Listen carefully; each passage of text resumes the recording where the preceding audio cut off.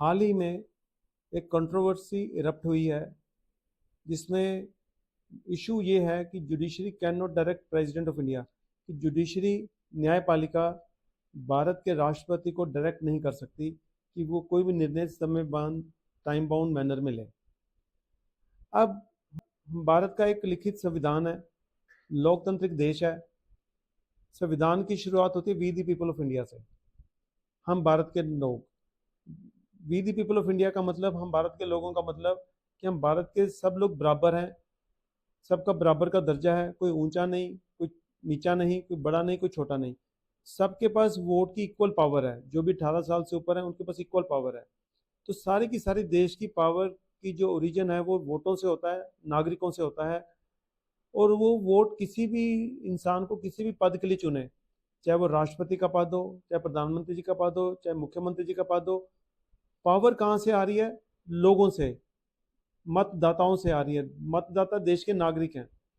अब जो पावर है हमारे देश की, ये देखने के लिए कि पावर का मिसयूज ना हो, उस पावर को बड़े ही सोच समझ के साथ 3 भागों में बांटा गया है सेपरेशन ऑफ पावर की थ्योरी के अंदर, लेजिस्लेटिव, जुडिशरी एंड एग्जीक्यूटिव।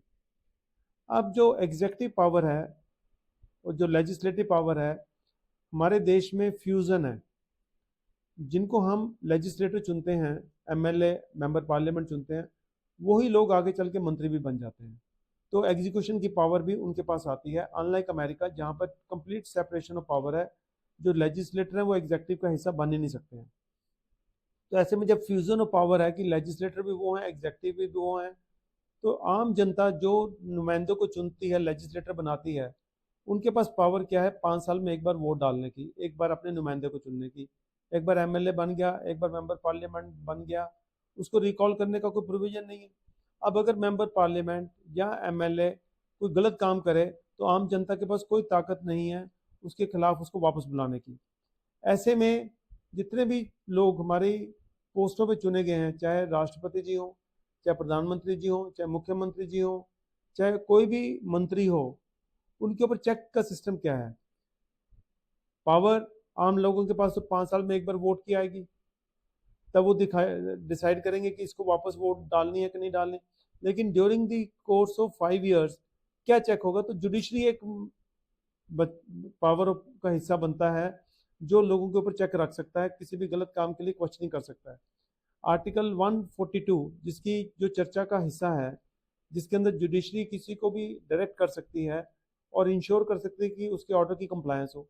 अब उसने जुडिशरी ने ऑर्डर किया है इशू 142 के अंदर प्रेसिडेंट ऑफ इंडिया को कि आप जो भी निर्णय है टाइम बाउंड मैनर में लो। अब देखो, जो भी सरकारी पदों पे बैठा है, पब्लिक पोस्टों पे बैठा है, चाहे वो कितनी भी ऊंची पोस्ट क्यों ना हो, वो इसलिए बैठा है कि उसको जनता के हित में काम करना है। जनता के हित में जो भी काम होने हैं वो जनता के साथ संबंधित हैं। तो उसके लिए तो निर्णय टाइम बाउंड मैनर में होना ही चाहिए। वो निर्णय क्यों लंबित रखने चाहिए? तो अगर ऐसे में अगर मुद्दा उठा है तो इस मुद्दे के ऊपर चर्चा करने की ज़रूरत है कि वाकई ही टाइम बाउंड मैनर होना चाहिए या नहीं होना चाहिए। ये कौन तय करेगा? जो उद्दे पे बैठा है वो अपनी जिम्मेदारी तय करेगा, या नागरिक जिम्मेदारी तय करेंगे, या जुडिशरी तय करेगा? कौन तय करेगा? जो बंदा अपनी पोस्ट पे बैठा है, पद पे बैठा है, वो खुद थोड़ा तय करेगा। उसके लिए उसका चेक सिस्टम तो किसी और के हाथ में होना चाहिए, नहीं तो फिर अपनी मनमर्जी शुरू हो जाएगी। हमारा संविधान कहता है कि कोई भी नागरिक किसी भी पोजीशन में बैठा अपनी मनमर्जी ना कर पाए, वो रूल ऑफ लॉ के हिसाब से चले। तो रूल ऑफ लॉ जो कॉन्सेप्ट है वो ये है कि कोई भी बंदा कितने भी ऊंचे पद पे क्यों ना हो, उसको रूल ऑफ लॉ के अंदर ही रहना है। अगर वो कहे कि जी मैं रूल ऑफ लॉ के ऊपर हूँ, तो हमारा संविधान की जो प्रोविजन है उसकी उल्लंघना होगी। तो बहुत ही जरूरी है कि ऐसे मुद्दे जो अब उठे हैं, ये समय समय पे उठते रहते हैं, इनके ऊपर गहराई से चर्चा हो, जनता, आम जनता को भी इस चर्चा का हिस्सा बनाया जाए, जनता को जागरूक किया जाए। हमारे देश में जो पदों पे बैठे हुए लोग हैं उनके अधिकारों की बात होती है, उनकी जिम्मेदारियों की बात होती है।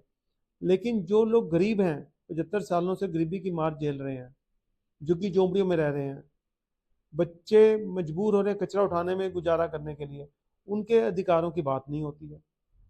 वो उनके अधिकारों की बात करने की जिम्मेदारी सिर्फ बात करने के लिए ही नहीं, उनको उनके अधिकार देने की जिम्मेदारी उन्हीं लोगों के ऊपर थी जिनको हमने चुना था। पर अगर चुनने वाले लोग अपनी मनमर्जी करनी शुरू कर देंगे तो आम जनता का क्या बनेगा? आम जनता कहाँ जाएगी? गरीब कहाँ जाएंगे? 75 साल में गरीबी ना खत्म होना एक प्रमाण है कि उनकी तरफ ध्यान नहीं दिया जा रहा। बच्चे अशिक्षित हैं, सड़कों पे कचरा उठाने में मजबूर हैं, बाल मजदूरी के कितने केसेस हैं, चाइल्ड ट्रैफिकिंग के कितने केसेस हैं। ये क्यों हो रहे हैं? क्योंकि हमने जो पदों पे लोग बैठे हुए हैं उन्होंने उन लोगों के अधिकारों की बात ही नहीं आज तक की।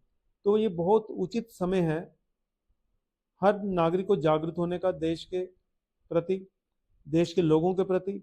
ना ही हम सिर्फ उन लोगों के अधिकारों की बात करें जो ऊंचे पदों में बैठे हैं, उन नागरिकों के अधिकारों की बात करें जिनका उल्लंघन लगातार होता आया है। आज भी वो बड़ी गंदी जिंदगी जीने के लिए मजबूर हो रहे हैं। उनके अधिकारों की बात करें ताकि चेक एंड बैलेंस सिस्टम हमारे देश में प्रॉपर हो, हर नागरिक को अच्छी व्यवस्था मिले, अच्छा जीवन मिले, और जो भी कंट्रोवर्सी आती हैं उसका हम मिलजुल के समाधान कर सकें।